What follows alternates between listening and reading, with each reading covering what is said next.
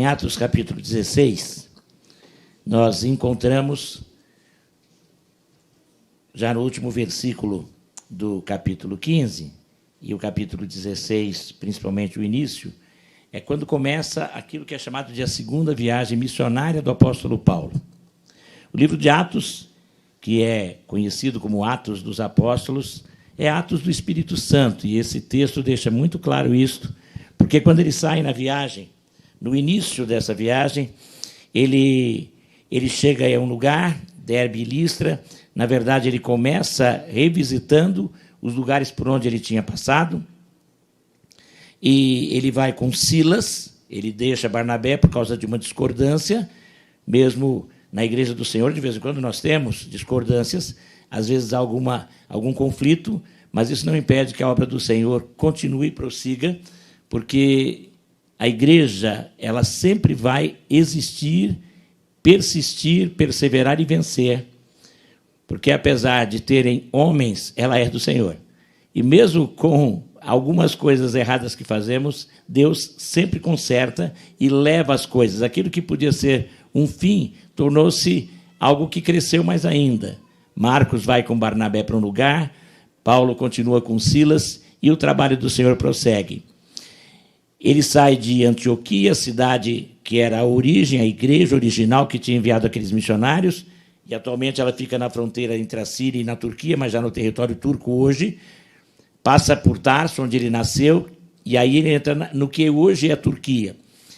A região chamava Cilícia, ele chega a Derbe e a Listra, e nessa última cidade, Timóteo, um jovenzinho que devia ter, na época, 17 para 18 anos, passa a fazer parte da equipe. Sua mãe era judia, o seu pai era grego, e por isso, apesar da ascendência judaica, o seu pai não achou necessário circuncidá-lo. Paulo, por uma questão de estratégia, para evitar discussões desnecessárias, providenciou a circuncisão dele. Visitaram as igrejas que eles tinham plantado na primeira viagem, com o objetivo de supervisioná-las. E aqui nós falamos em pai, e Paulo, que não teve filhos biológicos, foi o verdadeiro pai. Pai das igrejas que plantou, no sentido de cuidar, de prover, de acompanhar, de orar por elas. Pai de Timóteo, que passa a ser o seu filho de coração também. E ele continua, ele tinha feito um planejamento, e ele segue no planejamento que tinha feito. Ele vai entregar também às igrejas as cartas da reunião de Jerusalém, que dava agora como é que deveria ser o comportamento de todos os crentes para evitar conflitos entre os crentes de origem judaica, que achavam que era totalmente necessário cumprir todas as regrinhas da lei, e os outros que vinham de origem pagã, que não entendiam. E Paulo consegue mostrar, e o concílio ali em Jerusalém, como é chamado, aquela reunião dos líderes daquelas igrejas iniciais, das orientações que estão no livro de Atos. Eles vão rumo ao oeste, na direção da grande cidade de Éfeso, por onde Paulo já tinha passado, mas eles são impedidos pelo Espírito Santo de prosseguir.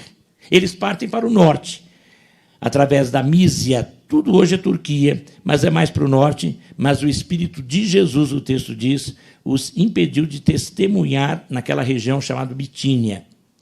Porque os impedimentos, como o Espírito Santo se manifestou, sonho, visão, palavra, o que importa é que eles entenderam e obedeceram.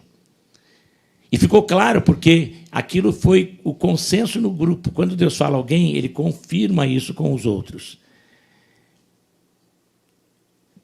Eles chegam até uma cidade chamada Troade, que estava em frente àquilo que hoje é a Grécia. E lá ele tem uma visão. E nessa visão ele é chamado para ir para Macedônia, que era a Grécia. Ele sairia da Ásia e entraria onde hoje é Europa. E no verso 10, aí do capítulo 16, a gente vê até uma parte do verso, Lucas escrevendo o que eles estão fazendo, e aí, a partir daquela metade, ele diz o que nós fazemos. Aquele momento, em Troade, Lucas se incorpora à equipe. Lucas, que vai escrever este livro, Lucas, que é médico, que vai muito ajudar a todos. Então, é interessante, Deus, às vezes, faz alguns impedimentos, porque Ele quer que a gente ganhe de outra forma. Eles não puderam fazer aquilo que planejavam, se bem que tentaram. Já foi dito aqui, numa das pregações, que, referindo-se a este texto mesmo, que eu tenho que fazer planos. Eu não posso deixar de fazer meus planos. Provérbios 16 diz isso. Ao coração do homem compete fazer planos. Mas a resposta certa vem da boca do Senhor. Você faz os planos, você tem os sonhos. Se aquilo é lícito, é correto, você pede orientação, vai fazendo. Se Deus não quiser, Ele impede, mas Ele te aponta outro caminho. Deus impediu que eles fossem para o lugar, mas Ele apontou outro caminho. Eles tinham que ir para a Europa. E eles vão fazer aquela viagem e Deus queria que uma outra pessoa entrasse na equipe e Lucas vem enriquecer. Lucas depois vai escrever o Evangelho, Lucas vai relatar tudo o que acontece, é o homem usado por Deus, pelo Espírito Santo de Deus, para falar muita coisa para a igreja. Quando eles chegam na cidade chamada agora a cidade de Filipe, eles chegam naquela cidade e lá eles vão encontrar, assim que entram na cidade chamada Filipe ou Filipos, a cidade da onde veio Alexandre o Grande. Filipe era o seu pai, por isso a cidade teve o nome dele. Eles, ao chegar ali, aquela cidade tinha poucos judeus. Era uma experiência nova. Normalmente, Paulo ia e começava a evangelizar através dos judeus, indo às sinagogas. Mas ele chega, e como era costume dele ir e orar, ele era um cristão, mas era um judeu, e o sétimo dia ainda era o dia que eles usavam, e quando ele vai, ele não encontra nenhuma sinagoga, mas ele encontra um rio e vê um grupo de mulheres orando, reunidas, e ele se aproxima, e aquelas mulheres seguiam o Deus Altíssimo, mesmo não sendo judias, mas talvez, de alguma forma, tinham conhecimento, e Paulo começa com elas a pregar, a ensinar, e depois ele batiza Lídia, a líder daquelas mulheres. Mais tarde, Lídia convida Paulo para ir até a casa, que devia ser uma casa grande, a família dela é apresentada, Paulo batiza os outros familiares. E aquela família recebe a mensagem de salvação. Mas, naquela cidade, outras coisas iam acontecer. E quando Paulo está caminhando, aparece uma mulher que tinha muita fama, porque ela era adivinha. Era tipo aquilo cartomante, que faz leituras, e ela fazia adivinhações. Mas ela era uma escrava, que fazia aquilo, o dinheiro que ela ganhava ia para os seus donos. E aquela mulher, quando vê Paulo, ela faz uma coisa que eu achei interessante. Ela diz assim: estes homens estão anunciando a salvação. Puxa vida, que legal, né? Uma mulher pagã falando isso. Eu, sinceramente, teria aproveitado e falado: olha só, até essa mulher aqui, que é usada pelos demônios, fala da salvação. Mas o que ele faz? Ele repreende, expulsa o espírito daquela mulher. Ela devia sofrer muito. E ela para de fazer adivinhações. E os donos dela, que poderiam ficar felizes, que bom, ficam revoltados, porque ela era fonte de lucro para eles. Por conta disso, Paulo é levado até os magistrados, os juízes da cidade, ele é julgado e ele e Silas são condenados à prisão depois de serem açoitados. Por quê? Porque tinha havido um decreto que os judeus não podiam fazer prosélitos entre os romanos. E ele diz que eles eram judeus. Ele não os reconhece como cristãos, porque no início o cristianismo era visto como sendo uma parte do judaísmo. E ele diz: eles estão anunciando uma coisa que é ilegal. E quando ele fala isso, eles falam isso, eles são condenados. Levam os açoites e são colocados na prisão. E aí, o texto que eu quero meditar hoje, que está aqui no capítulo 16, a partir do versículo 25, nós iremos até o versículo 34. Está assim: presos, eles são colocados também, quando eles vão para a prisão, no versículo 25, eles são colocados, os pés deles são colocados numa grade de madeira. Além deles estarem acorrentados na parede, eles têm os pés ali. Eles estão presos e, ao mesmo tempo, eles estão sendo torturados. Por volta da meia-noite, Paulo e Silas urravam, gritavam: oravam e cantavam louvores a Deus. E os demais companheiros da prisão escutavam. De repente, sobreveio tamanho terremoto que sacudiu os alicerces da prisão. Todas as portas se abriram e as correntes de todos os presos se soltaram. O carcereiro despertou do sono e, vendo as portas da prisão, puxando da espada, ia suicidar-se, pois pensou que os presos tinham fugido. Mas Paulo gritou bem alto: não faça nenhum mal a si mesmo, estamos todos aqui. Então, o carcereiro, tendo pedido uma luz, entrou correndo e, trêmulo, prostrou-se diante de Paulo e Silas. Depois, trazendo-os para fora, disse: senhores, que devo fazer para que seja salvo? Eles responderam: creia no Senhor Jesus, e você será salvo, você e toda a sua casa. E pregaram a palavra de Deus ao carcereiro e a todos os que faziam parte da casa dele. Naquela mesma hora da noite, cuidando deles, lavou-lhes as feridas dos açoites. Logo a seguir, ele e todos os membros da casa dele foram batizados. Então, levando-os para a sua própria casa, deu-lhes de comer. E com todos os seus manifestava grande alegria por ter crido em Deus. Quando amanheceu, os magistrados enviaram oficiais de justiça com a seguinte ordem para o carcereiro: ponha aqueles homens em liberdade. Pai querido, a tua palavra, que é viva e eficaz, seja bem clara a todos nós. Nesse dia, quando pensamos em ser pai, pensamos na família também, ajude-nos a compreender o que vai nos falar, continuar falando. Em nome de Jesus. Amém. Os pais salvam as famílias. Esse é o tema dessa reflexão. O primeiro pai, que pai, né? Alguns anos atrás, na Zona Leste de São Paulo, num domingo à tarde, a mãe de um jovem senhor, filho que estava morando na casa dela, junto com a nora, mais duas meninas, e ela estava grávida, foi para uma igreja e falou: você vai? Ele falou: eu vou mais tarde. Quando ela volta à noite, uma cena terrível. Ela encontra as suas duas netas e a sua filha assassinadas. E o filho desaparecido.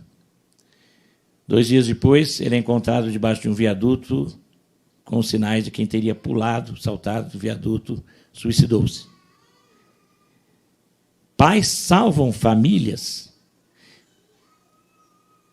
Muita gente tem questionado essa questão da paternidade, e há um movimento até que diz que essa questão de pais, como nós temos, vem do sistema patriarcal defendido pela cultura judaico-cristã, que tem produzido uma sociedade opressora.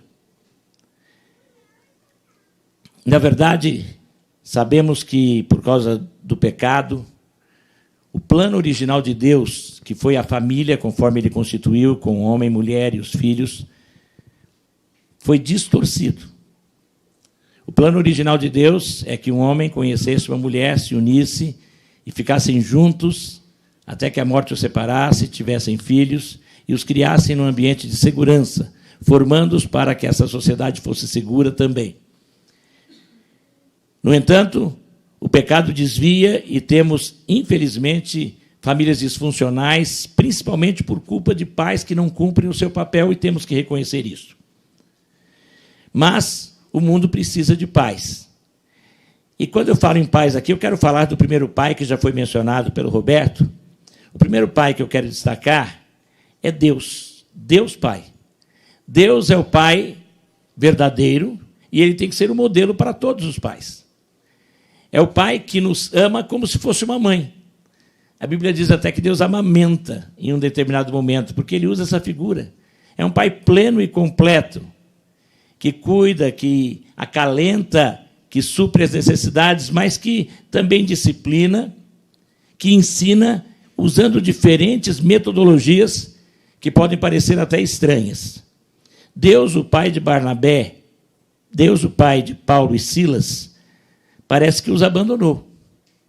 Estes homens que saíram falando dele e que, pelo fato de repreenderem os demônios, agora são presos e torturados, mas eles sabiam o pai que os amava, e esse pai, dentro do coração deles, pelo espírito dele, os leva a louvar e orar no meio daquela confusão. Eles reconheciam que o pai os amava, eles criam absolutamente naquele pai. Os pais são necessários, os pais fazem coisas que, no momento, às vezes, os filhos não entendem.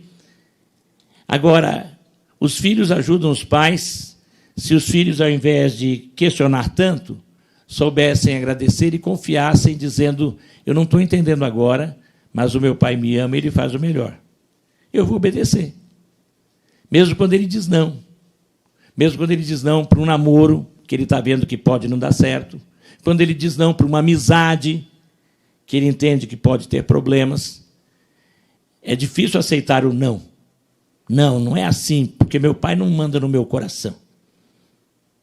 Eu vi uma filha falando isso e, mais tarde, voltando e arrependendo por ter não obedecido ao seu pai. Quando o pai fala alguma coisa, vamos ouvir. E Deus é pai que fala muitas coisas que, às vezes, nós achamos que não são as melhores para nós. E parece que, às vezes, ele vai tirar o nosso prazer em alguns momentos. Mas Deus é um pai que ama, temos que confiar, e, por isso, em tudo devemos dar graças, e é isso que o apóstolo faz. E, quando ele está louvando, o que vai acontecer? Quando nós vemos esse Deus Pai, quando ouve os louvores, a casa cai. A casa caiu? Sim, a cadeia caiu. Houve um terremoto. Mas não caiu em cima deles. Deus os protegeu. Houve um terremoto que foi o suficiente para abrir as portas da cadeia, para arrebentar aquelas correntes e até libertá-los do que prendia os pés. E eles saem. E agora, um pai, que também era responsável, estava trabalhando, dormindo ali do lado da cadeia, e tinha uma casa onde, naquela casa, ele levava a sua família. Os carcereiros daquela época tinham uma casa funcional que ficava ao lado da cadeia e ele dormia com a família ali.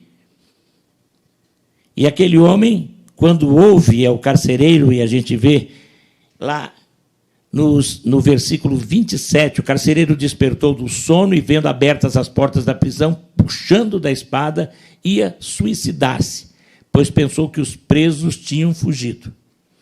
Os pais que salvam famílias, por vezes, têm que ir para o fundo do poço.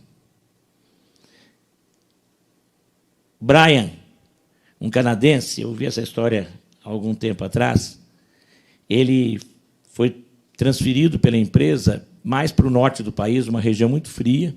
O Canadá já é frio, mais ao norte, mais frio ainda.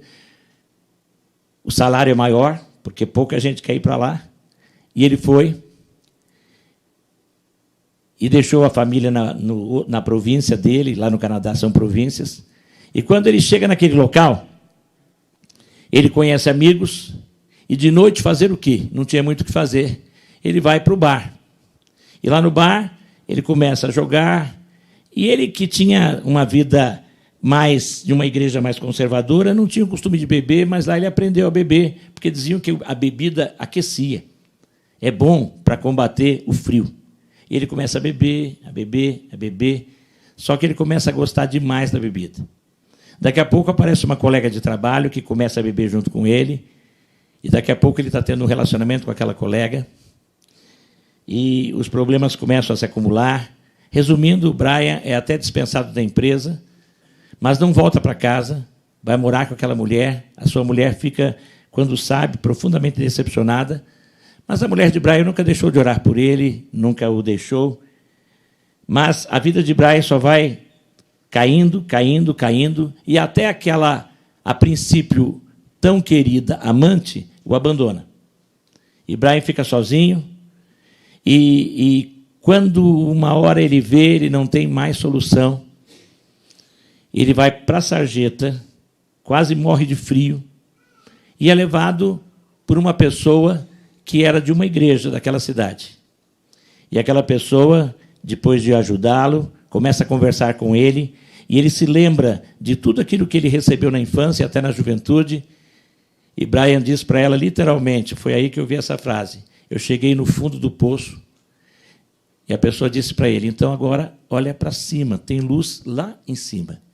E em cima você vai encontrar Jesus, e eu estou aqui para te ajudar. E o Brian conseguiu sair do poço, mas primeiro ele teve que chegar no fundo. O Brian voltou para o lar, o Brian teve a sua esposa a aguardá-lo, uma verdadeira cristã, reconstituir a sua família. A vida dele mudou, mas ele teve que chegar no fundo do poço, e muitas pessoas, às vezes, têm que passar por isso. Só no fundo do poço é que olham para cima.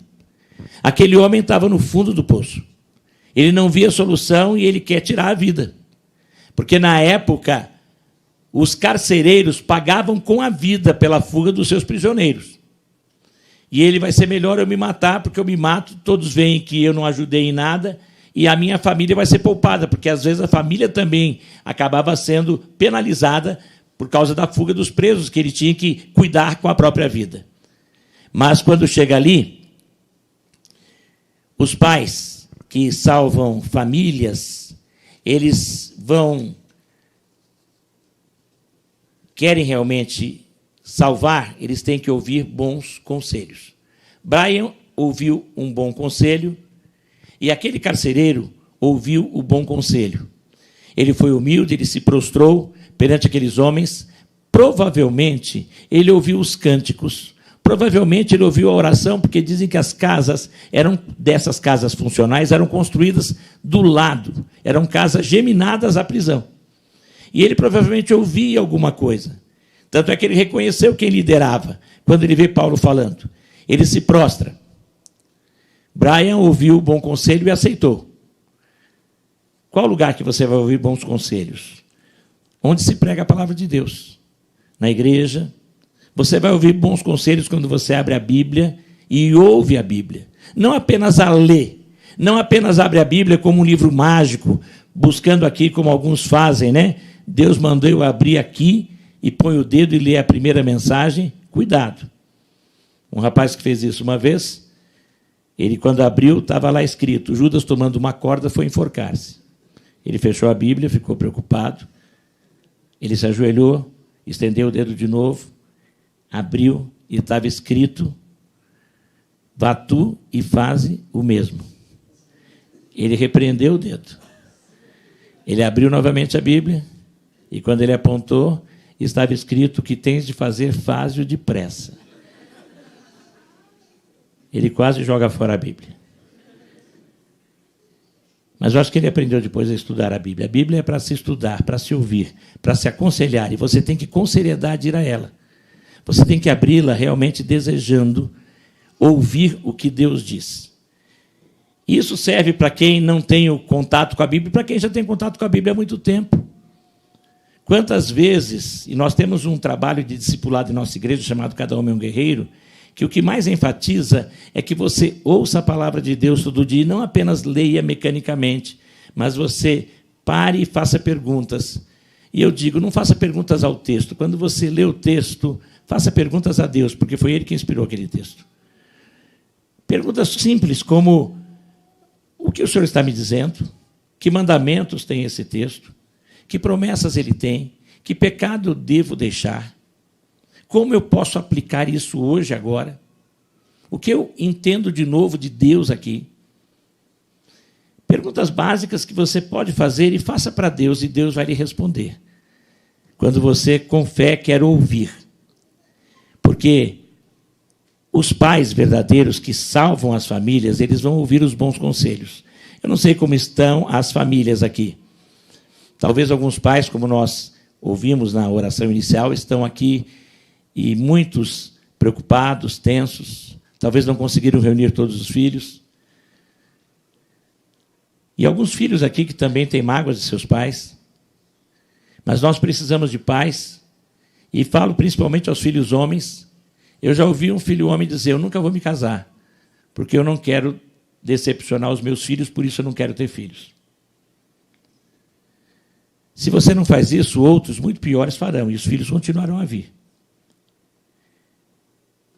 Por isso é importante que você ouça os bons conselhos. Se você não é pai, vá ouvir os bons conselhos.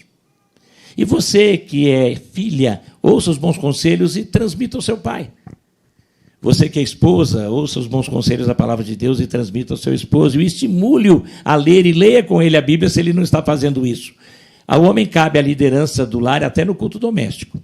E eu falo aos homens cristãos que aqui estão, evangélicos, mas eu digo às esposas. Se o seu marido não está cumprindo o papel dele, se o seu marido não está trabalhando, você trabalha, não é? Então, se ele não está fazendo a leitura bíblica, não está dirigindo aquele momento de meditação, a responsabilidade é dele, faça você. E diz para ele, olha, eu vou fazer o que você deveria estar fazendo, mas vamos fazer? E convida ele. E reúna os filhos. E faça assim. Porque agora, nós, como pais, deveríamos conduzir as nossas famílias a ouvirem os bons conselhos da palavra de Deus. Os pais que salvam as famílias ouvem bons conselhos, os conselhos que vêm de Deus. Aquele homem foi procurar aos homens de Deus um conselho.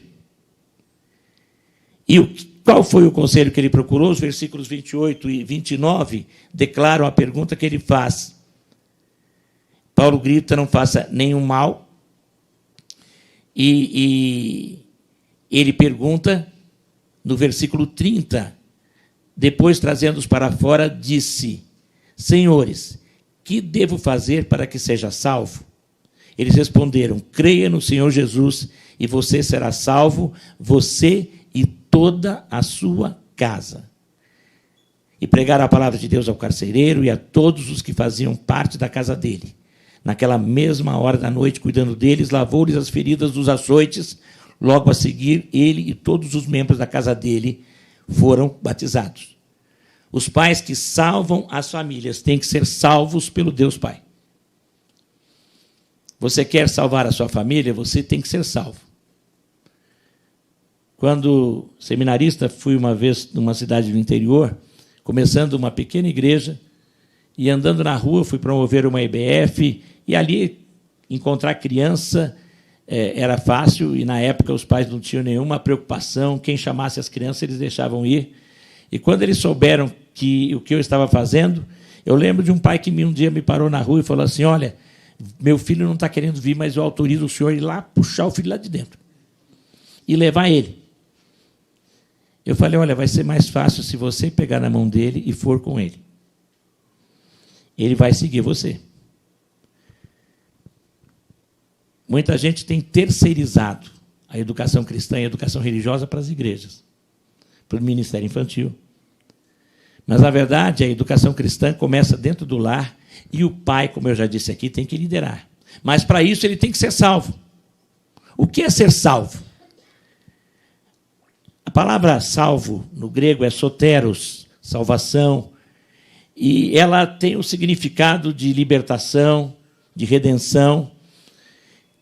Ela serve tanto para questões materiais, libertar alguém da cadeia, como também para as questões espirituais. Ela é usada nos dois contextos na Bíblia, a mesma palavra. Quando a gente pensa em salvar, a gente pensa em ser livrado de um perigo. Todos nós estamos em perigo nesse mundo desde que nascemos, porque todos nós já nascemos indo para o inferno. Porque todos nós somos pecadores, desde a concepção, a Bíblia diz. Em pecado eu fui gerado, eu fui concebido, desde o ventre da minha mãe. Todos nós somos pecadores, portanto, Deus não manda ninguém para o inferno, porque nós já nascemos indo. A gente deixa de ir para o inferno quando a gente se deixa salvar. E só Deus pode nos salvar. E Deus tanto amou o mundo que enviou o seu Filho, Jesus. E Jesus veio com esta missão de salvar, de nos tirar do caminho do inferno, de nos resgatar das trevas e nos levar para a luz. Esta salvação tem que ser recebida individualmente por cada pessoa. Conversando com um pai uma vez, e falando sobre isso, ele falou, mas lá em casa todo mundo já é crente, e eu sei que eles oram muito por mim. E eu tenho certeza que quando eu chegar no céu, Deus vai abrir uma portinha e vai falar, pode entrar, sua mulher rezou por você, Mas eu tive que abrir uma passagem que diz que cada um de nós vai responder por si mesmo a Deus. Não adianta sua mãe rezar por você, orar por você, sua esposa, seus filhos. Você tem que receber a salvação de Deus por meio de Jesus. Receber reconhecendo que você é pecador e você só pode ser salvo se você entender que você está perdido. Você tem que crer aceitando a mão do Senhor, mas você tem que, pela fé, segurar na mão dele para que ele o resgate deste caminho ruim. E a Bíblia diz que quando nós cremos de todo o coração, nós somos salvos e podemos ter certeza desta salvação. João 3,16, o versículo que eu disse aqui, vamos recitar juntos? Porque Deus amou o mundo de tal maneira que deu o seu Filho unigênito, para que todo aquele que nele crê não pereça, mas tenha a vida eterna. Então, Jesus Cristo veio para nos dar a vida eterna, e quando cremos de todo o coração, nós temos a vida eterna. Mas crer não é apenas um assentimento intelectual, não é apenas dizer, não, é verdade essa história de Jesus. Eu assisto The Chosen, eu vejo muita coisa, eu tenho lido os livros, eu assisto os programas de Natal, e eu sei que tudo aquilo é verdade. A Bíblia diz que até os demônios sabem disso. E sabe que eles creem também, a Bíblia diz em Tiago que os demônios creem e tremem. Como a maioria dos brasileiros dizer eu creio em Jesus, não é isso. Esse crer é transferir a confiança que você tem nas suas próprias obras, no seu próprio caráter, na sua própria capacidade de fazer as coisas, e transferir essa confiança para Jesus. Eu sei que nada do que eu possa fazer é suficiente para agradar a Deus, porque eu sou pecador. Mas Ele enviou seu Filho Santo para morrer na cruz e para me resgatar. E só Ele pode me salvar, e eu creio nisto. Eu deixo de crer em mim e passo a crer unicamente em Jesus. Agora, crer em Jesus é mais do que dizer isso para Ele, mas é falar, Jesus, eu quero que o Senhor venha e entre na minha vida e seja o dono dela para sempre. É tê-lo como Salvador, mas também como Senhor, como dono. Nesse sentido, quando ele entra, na verdade a salvação entra, porque Jesus, a palavra Jesus significa salvação de Deus, entra em você o Salvador pelo Espírito Santo. E 1 João 5,13 diz que a Bíblia foi escrita, porque é um dos últimos livros da Bíblia. Estas coisas foram escritas para que vocês saibam que têm a vida eterna, vocês que creem no nome do Filho de Deus. Quem crê no nome do Filho de Deus tem a vida. Quem tem o Filho, diz o versículo anterior, tem a vida. Se você recebeu Jesus, você pode crer de todo o coração que tem a vida. Agora, se você tem dúvidas, de duas uma. Ou você não amadureceu, e eu sei de gente até que já tomou a decisão, mas fica assim, mas será? E aí é uma falta de fé. Eu digo sempre, e eu acho que digo porque o pastor Wagner disse que eu digo isso. Então, se ele diz que eu digo, eu acredito que eu digo. Porque ele fala assim, que eu falo, que quando alguém me pergunta se eu tenho certeza da salvação, eu disse para ele uma vez, e realmente, eu olho para mim e tenho a vontade de dizer não. Não, porque eu sou pecador, eu mereço o inferno. Mas aí eu olho para Jesus e eu digo, mas eu creio que Jesus já me salvou. E eu creio que Ele vai me levar para o céu, apesar de tudo que eu sou. Isso é fé. Você tem que crer de todo o coração nisto. E se você crer de todo o coração, você vai ser salvo. E alguém diz aqui, e é interessante, a família automaticamente vai ser salva? Não, não é isso. O sentido não é esse. Naquele contexto, o apóstolo Paulo sabia que aquele homem tinha uma influência muito grande. Ele devia ser um bom pai. Ele devia ser um bom marido. Ele devia ser um bom patrão, porque quando se fala em casa na época, não era apenas o marido, a mulher e os filhos, mas eram os parentes que moravam na mesma casa, os empregados, escravos que moravam na mesma casa. E quando ele diz isso, ele sabia que a influência daquele homem seria suficiente para fazer com que as pessoas também daquela família fossem salvas. Um verdadeiro pai salvo, ele vai levar salvação para sua casa. A maioria das famílias em que apenas uma pessoa se converteu, se ela se converteu de verdade, em geral, o restante da família venha se converter. Isso aconteceu na minha família e eu tenho visto acontecer em muitas famílias que eu conheço. E principalmente se o pai se converte, em geral, ele leva o evangelho e os outros vão ser salvos.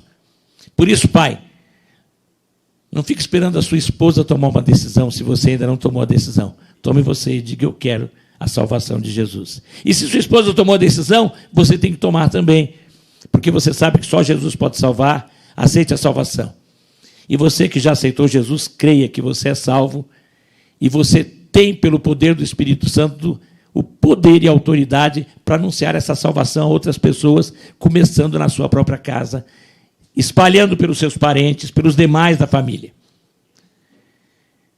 Agora, o que acontece? Os pais que salvam as famílias conduzem as suas famílias a uma família maior, que é a igreja. O último versículo aqui, que é o versículo 34, ele estava na casa do lado da prisão, então ele o leva para a sua própria casa. Deu-lhes de comer e com todos os seus manifestava grande alegria por ter crido em Deus. Os estudiosos acreditam que em Filipos logo existiram duas igrejas, que eram pequenas igrejas. As igrejas eram nos lares. Uma igreja existiu lá na casa de Lídia, que era uma região da cidade. E outra igreja, talvez mais central, surgiu na casa do carcereiro. E há alguns que chegam a falar sobre isso, alguns autores pós-bíblicos, lá do segundo século, que chegam a referir-se a uma outra igreja, que talvez fosse a igreja do carcereiro. Porque ele creu e foi batizado, ele se integrou à igreja e conduziu a sua família para uma igreja. A igreja é a família maior. Hoje pela manhã nós ouvimos uma boa palavra sobre a necessidade da igreja, e não só de sermos membros de uma igreja, mas de participarmos da igreja, de estarmos nos cultos. Você, nessa igreja, tem a oportunidade de participar, pelo menos, de 4 formas do culto. Você pode vir no culto de quarta, você pode vir no culto domingo da manhã, você pode vir no culto domingo à noite, você pode vir no culto lá na internet. Mas sabe qual que eu menos recomendo? O da internet. É bom se você está com algum impedimento, mas é ruim porque você não vai sentir o perfume dos irmãos e das irmãs. Ontem foi falado sobre o perfume. O pessoal aqui é perfumado, gente. Pode ter certeza. Sou abraçado por muita gente aqui e eu sempre fico com um pouquinho do perfume. Então, vem para cá para ser perfumado também. Você que é da igreja, que há tempo está em casa, é hora de você vir. Porque aqui você vai ter o suave perfume de Cristo. Mas você vai sentir esse perfume nos irmãos. E é importante a comunhão. É importante estarmos juntos. Queremos uma família firme, sólida. Eu dou testemunho sobre a minha família. Eu agradeço a Deus por ter sido criado numa igreja e agradeço a Deus por ter podido criar os meus filhos nesta igreja. E esta igreja é bênção. Foi bênção para a minha família, é bênção para muitas famílias e sei que vai ser bênção para a sua família também, se você ainda não está aqui. Mas você precisa primeiro aceitar a salvação de Jesus. E depois, realmente, a partir daí, sendo filho do grande Pai, tornar-se um melhor pai. E se você já é um pai de Jesus, seja melhor ainda. Continue a ser exemplo, continue a ouvir os bons conselhos da palavra de Deus, continue a levar esse conselho para a sua casa. E uma palavra aqui. Pai, você tem que conduzir a sua família, pelo menos uma vez por semana, a realizar um culto doméstico. Isso é responsabilidade do pai, primeiramente. Do pai cristão. Você tem que levar a sua família a realizar pelo menos uma vez por semana o culto doméstico. E você, se você com a sua esposa são do Senhor Jesus, todos os dias, pelo menos invista 3 minutos. Eu tenho falado isso e repito. Leia um versículo e é bom fazer na sequência, para não ficar naquela de que minha mãe mandou bater e escolher esse aqui. É perigoso. Mas você pode pegar, por exemplo, Filipenses, pode pegar os Salmos, pode pegar Provérbios, Tiago, 1 João, leia um versículo 1 e o outro ora. No outro dia inverte. Em 3 minutos vocês fazem isso. Um versículo, uma oração. Não conversa muito não, porque talvez dê discussão. Só isso. Um versículo, uma oração. Se é de manhã, bom dia, te amo e vamos trabalhar. Se é à noite, boa noite, te amo E aí prossegue à noite, conforme Deus orientar. Mas é importante, pelo menos isso. Agora, uma vez por semana, você pode conduzir a sua casa num culto doméstico. Amém? Amém. Amém. Aí o futuro pai está falando bem forte aqui. Amém. O Senhor quer abençoar as nossas famílias e Ele quer começar por nós, os pais. Pais que salvam as famílias são os pais que têm Deus como o Pai. Pais que salvam as famílias são os pais que ouvem os bons conselhos e os melhores conselhos estão na palavra de Deus. Pais que salvam famílias passam por crises, às vezes tem que ir para o fundo do poço, mas olha para cima, você vai ser salvo. Pais que salvam famílias têm que ser salvos pelo Deus Pai e pedir essa salvação, se ainda não pediram, ou crer nessa salvação e compartilhá-la. Pais que salvam as famílias conduzem suas famílias a uma família maior, que é a igreja. Vamos fechar os nossos olhos? Você tem certeza que vai para o céu? Se você não tem certeza, você ainda não tem a salvação de Deus. Eu gostaria que você tivesse e saísse daqui com essa certeza, ou em casa fosse ouvir e ter essa certeza também onde você está. E se você quer ter a certeza da salvação, você quer receber Jesus Cristo como seu Salvador, eu vou fazer uma oração de entrega da vida a Ele. Me acompanhe no seu coração. Diga assim: Deus bendito, eu creio que o Senhor é o grande Pai. Eu te peço perdão, porque eu sou pecador. Eu creio que eu nada mereço. Mas eu creio que o Senhor me ama tanto que enviou o seu Filho para vir ao mundo, morrer na cruz, derramar o seu sangue, ressuscitar para me garantir vida eterna. Eu creio que o seu Filho está contigo, mas eu creio que Ele pode me salvar agora pelo poder do Espírito Santo. E eu agora entrego a minha vida a Jesus e o recebo pelo poder desse Espírito Santo e quero ser dele para sempre. Amém. Estamos de olhos fechados ainda. Alguém orou comigo essa oração? Levante a sua mão. Alguém gostaria de fazer essa oração? Deus abençoe quem confirma. Eu vejo alguém confirmando. Você gostaria de entregar a sua vida a Jesus? Então, você não entende tudo, nem eu entendo tudo até agora, mas creio na palavra de Deus e vou crescendo. Talvez você está afastado e quer voltar, levante a sua mão. Em casa, se você quer tomar essa decisão, abaixo lá do link, quero preencher, da descrição do link, coloque o seu nome, ou pode fazer isso também aí participando pela transmissão. Que Deus continue a abençoar a todos. Pai querido, completa esta palavra em cada coração. Que sejamos pais cada vez melhores, sendo filhos melhores do Senhor, a quem devemos amar e obedecer, porque o Senhor é o nosso Pai eterno. Obrigado por Jesus e pela salvação que temos através dele. Que se alguém aqui tem dúvida, que nesta noite elas possam ser sanadas e decisões ainda possam ser tomadas ao lado de Jesus, para que outros sejam de fato filhos do Senhor. É em nome dele que nós oramos. Amém.